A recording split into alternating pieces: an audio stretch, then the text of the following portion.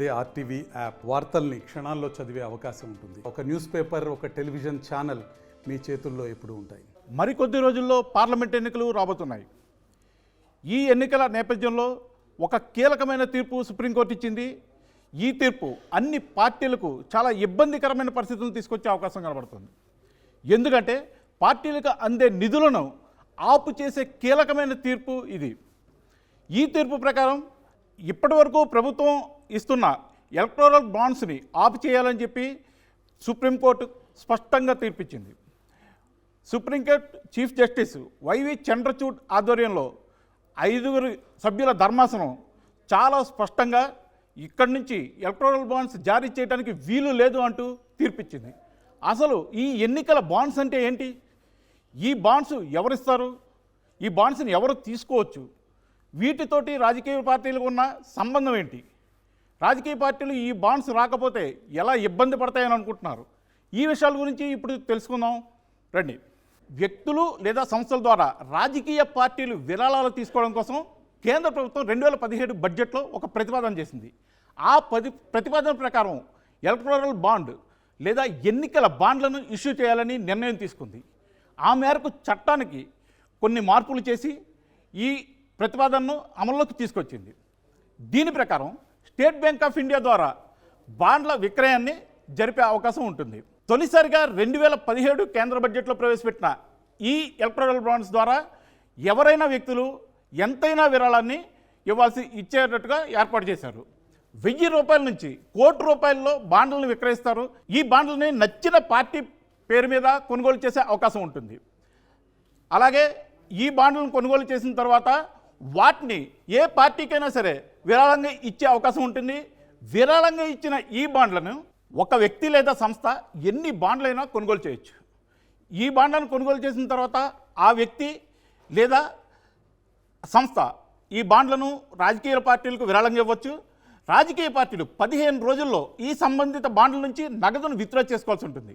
ఒకవేళ అలా నగదును విత్డ్రా చేసుకోకపోతే కనుక ప్రధానమంత్రి రిలీఫ్ ఫండ్కు ఈ నగదు జమ అయిపోతుంది. అందువల్ల వెంటనే రాజకీయ పార్టీలు ఈ విరాళాలని నగదుగా మార్చేసుకుంటాయి. 2018-21 మధ్యకాలంలో 15 దశల్లో 6,535.75 కోట్ల రూపాయల విలువైన 12,924 బాండ్లను అమ్మారు ఎస్బీఐ నుంచి. వ్యక్తులు, సంస్థలు, ధార్మిక ట్రస్టులు, ఎన్జిఓల పేర్లు బహిర్గతం చేయకుండా ఈ బాండ్లను ద్వారా విరాళాలని అందుకోవడానికి ప్రభుత్వానికి అనుమతి దొరికింది. ఈ ఎలక్టోరల్ బాండ్ల ద్వారా పార్టీలకు విరాళాలు ఇచ్చే సంస్థల పేర్లు కానీ వ్యక్తుల పేర్లు కానీ బహిర్గతం చేయకూడదనే రూల్ ఇక్కడ చాలా ముఖ్యమైనది. ఈ రూల్ని ఇప్పుడు సుప్రీంకోర్టు తప్పుపడుతుంది. ఎందుకంటే వ్యక్తుల పేర్లు బహిర్గతం చేయకుండా ఇలా విరాళాలు ఇవ్వడం ద్వారా కొన్ని రకాలైన ఆర్థిక అవకతవకలు జరిగే అవకాశం ఉందని సుప్రీంకోర్టు ధర్మాసనం అభిప్రాయపడింది. ఇప్పుడు ఈ ఎలక్టోరల్ బాండ్స్ ద్వారా ఎవరు విరాళం తీసుకోవడానికి అర్హత ఉంటుంది, దానికి ఏ రకమైన ప్రమాణాలను అమలు చేస్తారు అనే విషయాన్ని ఒకసారి చూద్దాం. ఎన్నికల సంఘం ధృవీకరించిన ఖాతా రాజకీయ పార్టీలు తప్పనిసరిగా కలిగి ఉండాలి. ప్రజా ప్రాతినిధ్య చట్టం 1951-43 సెక్షన్ 29A కింద రాజకీయ పార్టీలు నమోదు చేయబడి ఉండాలి. ఇలా ఉన్న వాటికే విరాళాలు తీసుకునే అవకాశం ఉంటుంది. లోక్సభ లేదా అసెంబ్లీ ఎన్నికల్లో రాజకీయ పార్టీ కనీసం 1% 1 షేర్ అయినా ఓటు సాధించి ఉండాలి. ఇక ఈ ఎన్నికల బాండ్స్ని ప్రభుత్వం ప్రవేశపెట్టిన వెంటనే 3 సంవత్సరాల్లోనే విపరీతమైన ప్రాచుర్యం దీనికి వచ్చింది. అత్యంత ప్రజాదరణ పొందిన ఎలక్టోరల్ బాండ్స్గా ఇవి పేరు పొందాయి. 2018-19 ఆర్థిక సంవత్సరంలో సగానికి పైగా పెరిగిన రాజకీయ పార్టీల ఆదాయం ఈ కాలంలో సగానికి పైగా పెరిగింది. 2017-19, 2018-19 ఆర్థిక సంవత్సరాల్లో ఎలక్టోరల్ బాండ్స్ ద్వారా రాజకీయ పార్టీలకు 2,760.20 కోట్ల రూపాయల ఆదాయం సమకూర్చింది. 2021-22 ఆర్థిక సంవత్సరంలో ఎలక్టోరల్ బాండ్స్ ద్వారా వచ్చిన ఆదాయం లెక్కలు చూస్తే మతిపోతుంది. బీజేపీకి వచ్చిన విరాళాలను చూస్తే కనుక 1,917 కోట్ల రూపాయలు బీజేపీకి విరాళాలుగా అందాయి. 2022-23 ఆర్థిక సంవత్సరంలో 2,120 కోట్ల రూపాయల విరాళాలు బీజేపీకి అందాయి. అసలు ఇప్పుడు ఎలక్టోరల్ బాండ్స్ని ఎందుకు వ్యతిరేకిస్తున్నారు, దీని గురించి ఎందుకు సుప్రీంకోర్టు వరకు వెళ్లాల్సి వచ్చింది, ఈ విషయాల గురించి ఒక్కసారి తెలుసుకుందాం. ఇందులో ముఖ్యమైన క్లాజ్ ఏంటంటే ఈ బాండ్లను ఇచ్చిన దాతలు కానీ సంస్థలు కానీ వేరే ఏ రకమైన వ్యక్తులు కానీ వీరి పేర్లని గోప్యంగా ఉంచడం అనేది ఇందులో అతిపెద్ద మచ్చగా చెప్పుకోవచ్చు. దీన్నే చాలా వరకు అందరూ తప్పుపట్టారు. ఎన్నికల సంఘానికి కూడా విరాళాల వివరాలను చెప్పాల్సిన అవసరం ఈ చట్టం ద్వారా ఉండదు.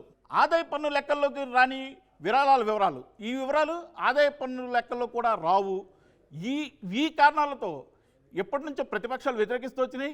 దీని మీద పిటిషన్లు వేయడంతో సుప్రీంకోర్టు ఇప్పుడు తీర్పిచ్చింది. అలాగే ఈ ఎలక్ట్రల్ బాండ్స్ను ఈసీ కూడా తీవ్రంగా వ్యతిరేకించింది. ఈ ఎన్నికల బాండ్స్ విధానంపై ఈసీ కూడా తప్పుపట్టింది. ఈసీ కూడా దీన్ని తీవ్రంగా వ్యతిరేకించింది. ఎన్నికల సంఘం చట్టంలోని సవరణను పునఃపరిశీలించాలని కోరింది ఈసీ. 2017లోనే కేంద్రానికి ఒక లేఖ రాసింది. అయితే వివరాలు గోప్యంగా ఉంచడం అనేది ప్రజా ప్రాతినిధ్య చట్టం ప్రకారం 28B నిబంధనను ఉల్లంఘించడమే అని ఈసీ స్పష్టంగా చెప్పింది. అయినప్పటికీ ప్రభుత్వం మొండిగా దీన్ని ముందుకు తీసుకెళ్ళింది. దీని ద్వారా అన్ని రాజకీయ పార్టీలు విరాళాలు సేకరించాయి. దానిలో బీజేపీ ఎక్కువ శాతం విరాళాలను సేకరించింది. ఇప్పుడొక్కసారి సుప్రీంకోర్టు తీర్పులో ఏం చెప్పింది అన్నది స్పష్టంగా చూద్దాం. ఎలక్ట్రల్ బాండ్లను వెంటనే రద్దు చేయాలి. అలాగే ఎలక్ట్రల్ బాండ్లు రాజ్యాంగ విరుద్ధంగా ఉన్నాయని సుప్రీంకోర్టు చెప్పింది. ఎలక్ట్రల్ బాండ్ జారీ ఆర్టికల్ 19(1)A ఉల్లంఘన అని స్పష్టంగా పేర్కొంది సుప్రీంకోర్టు. ఎలక్ట్రల్ బాండ్స్ అనేవి ప్రాథమిక హక్కులను హరిస్తాయని చెప్పింది. అలాగే రాజకీయ పార్టీలకు విరాళాలు ఇవ్వడం అనేది క్విడ్ ప్రోకో కిందకు దారితీసే అవకాశం ఉందని కూడా చెప్పింది. బ్లాక్ మనీని అరికట్టేందుకు ఇది మార్గం కాదని, నల్లధనం ఓవర్ఫ్లో కాకుండా ఉండాలంటే ప్రత్యామ్నాయ మార్గాలు చాలా ఉన్నాయని, వాటిని తీసుకోవాలని కేంద్ర ప్రభుత్వానికి స్పష్టంగా చెప్పింది సుప్రీంకోర్టు. అదండి విషయం. ఈ ఎన్నికల బాండ్లను రద్దు చేయడం అనేది ప్రధానంగా అన్ని రాజకీయ పార్టీలకు తీవ్రమైన షాక్ అనే చెప్పొచ్చు. అందులోనూ బీజేపీకి ఇది మరింత షాకు. ముందే చెప్పినట్లుగా ఎలక్షన్స్ టైంలో ఈ బాండ్లను రద్దు చేయడం వల్ల పార్టీలకు వచ్చే విరాళాలన్నీ ఆగిపోయే పరిస్థితులు ఉన్నాయి.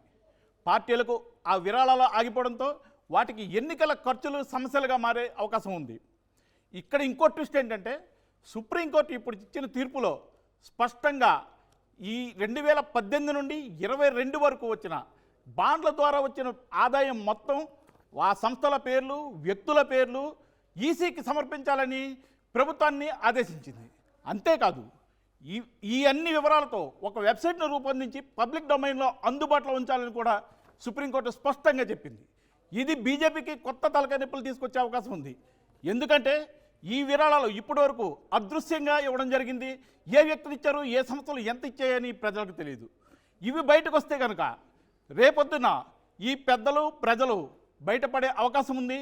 దీని ద్వారా బీజేపీ కూడా కొంత ఇరుకున పడే అవకాశం ఉంది. చూడాలి ఏం జరుగుతుందో.